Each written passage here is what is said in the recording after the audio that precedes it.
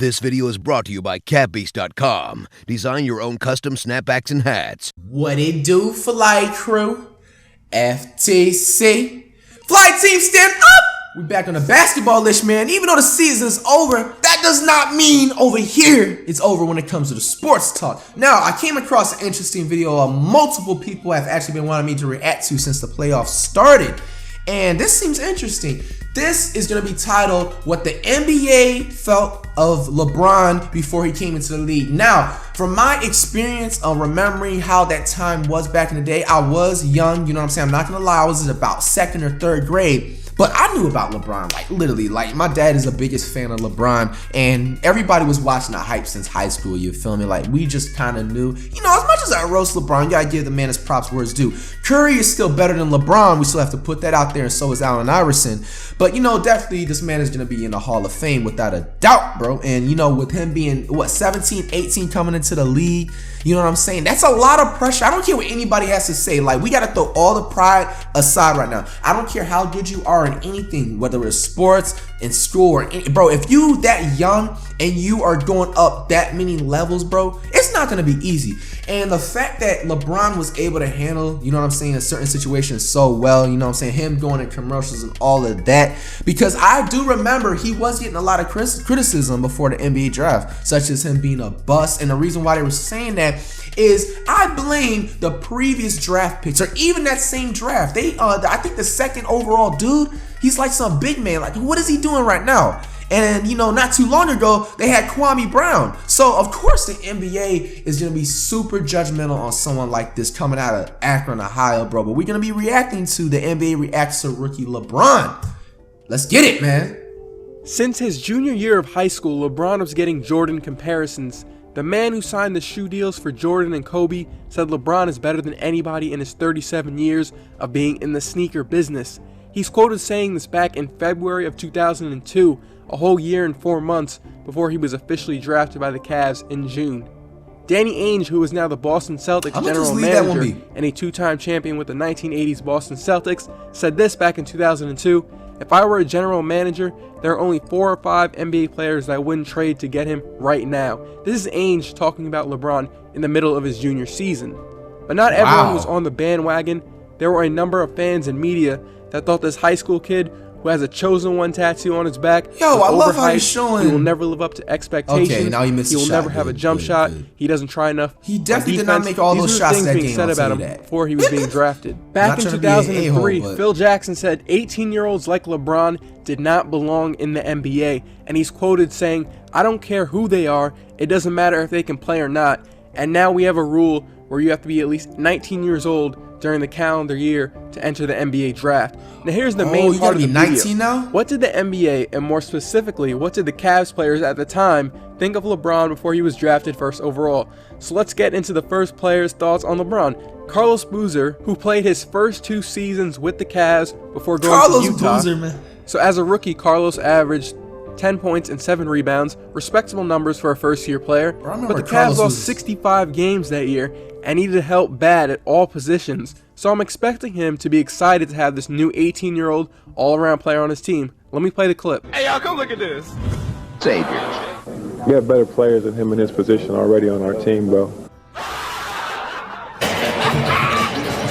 We have better players at our position right now. Wow, okay, so let's look at the Cleveland Cavaliers' 2 small forwards back in 2003, and they were Darius Miles and Darius Miles. Darius Miles, who's going to be in this video later, averaged 9 points per game with the Cavs, did not make a single 3-point shot in 67 total games, and shot 59% from the free throw line and flamed out of the NBA. That's horrible. The other small forward on the Cavs roster was Jermaine Jones, who also averaged 9 points per game. He could shoot threes okay, but he did not have a dribble drive game or passing ability like LeBron. That was an air ball, not a pass. Below average player off the bench. But to be fair to Carlos Boozer, he did say this after.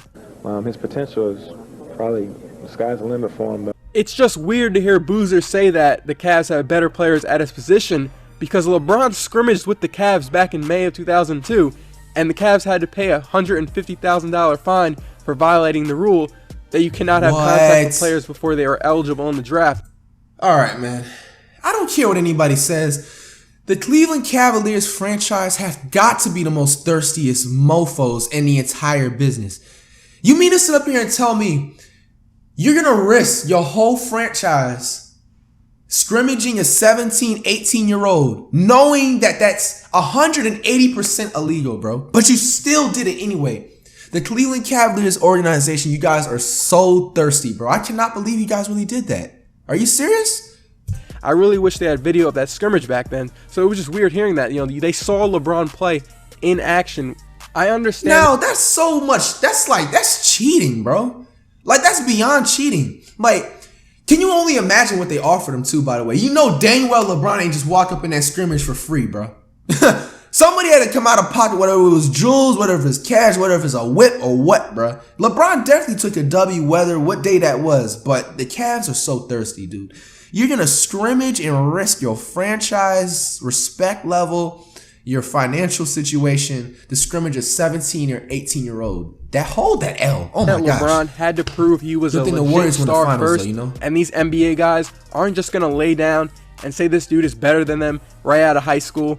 These are the best 450 or so basketball players in the world. They believe in their ability. But it gets even funnier with these next couple quotes. Next, we got Smush Parker, who you might remember from his playing days with the Lakers and Kobe.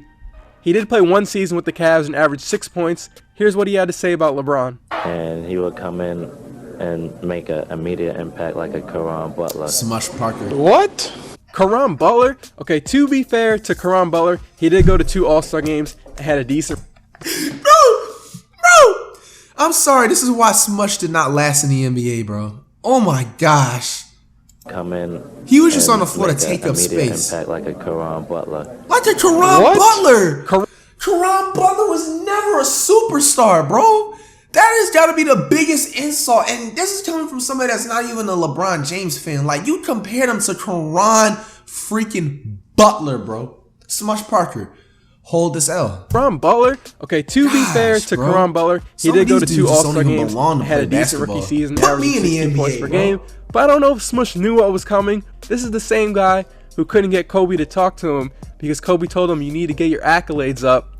This is the same guy that Kobe said shouldn't have been in the league, and the only reason why the Lakers signed him was they needed someone cheap at the point guard. Now let's go into Darius Miles, who you might remember from being a super hyped up high school player who played on the Clippers, the Cavs, and a few other teams. Here's what he had to say. If he come, you know what I'm saying, he can just hop on our bandwagon. I'm out, man.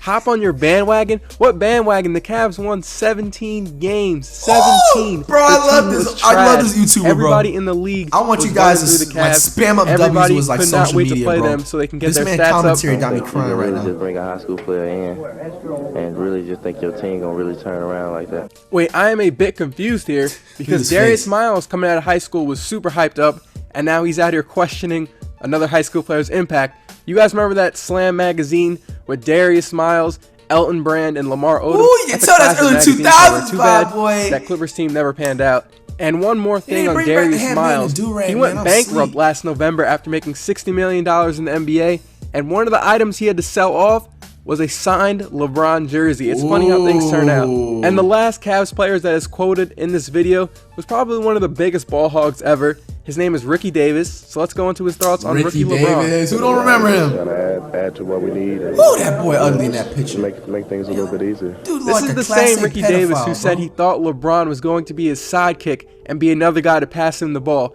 And that's not a fake quote. Ricky Davis really said that. Shout out to him, though. Oh, man. Man.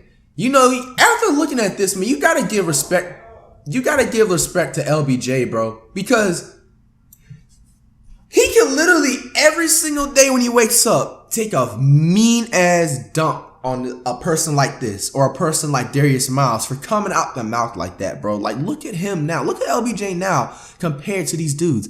Like, the fact that they had that much confidence to talk like that, bro. Ricky Davis, who do you think you are, bro?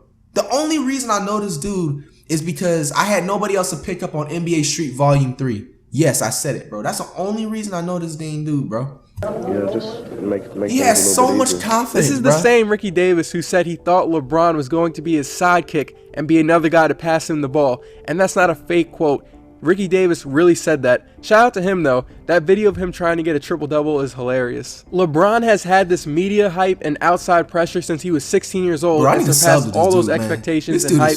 After his first game against the Kings, he punched down all the doubters when he showed off his scoring ability, defense, and passing. The Cavs lost, but he finished with 25 points, 9 rebounds, 6 assists, and 4 steals. He would go on to average 20 points, 5 rebounds, and 5 assists, and improve the Cavs' record by 18 wins and win Rookie of the Year over Carmelo Anthony. Now, I talked about some reactions and quotes from the Cavs players before the draft. Let's go through some reactions from players on the Kings after his first regular season game as a rookie. Kings guard Bobby Jackson said, "The best thing about him is how he distributes the ball. He does it extremely well." Vlade Divac, who was the center on the Kings that year, said, "It was the first I've seen of him, and I was real impressed. He's the real deal." Sean Elliott, who played for the Spurs in the 90s, was a commentator for that game, and he said his new favorite player to watch was LeBron.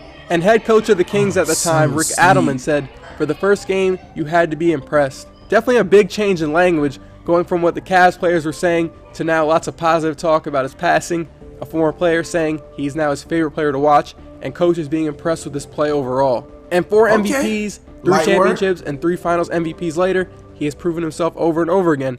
And that's it for me. The draft lottery is tonight, so I decided to talk about this. Shout out to the Pros Before Pros Instagram page that posted the clip first. That's where I...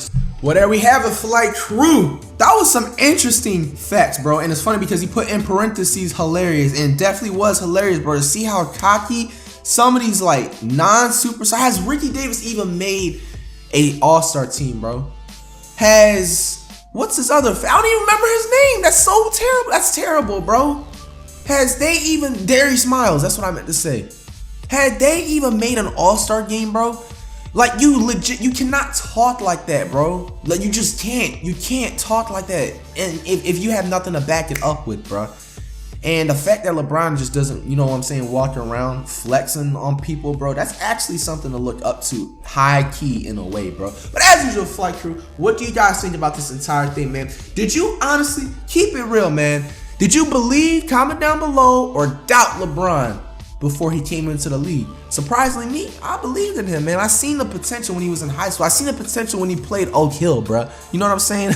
Like, I just know it from the jump. Like, people like LaMelo or Lonzo, whatever them dudes are, those are busts. Mark me by my words. Those are types of, you know what I'm saying, NBA busts, because they're too overhyped. You know what I'm saying? They're gonna develop ahead and get too ahead of themselves. But you know, LeBron, it was different for him because yes, he had that in his face, but he only really talked to them unless they talked to him. They seem to just, like, you know what I'm saying, hop on each and everything. Like, I don't know, man.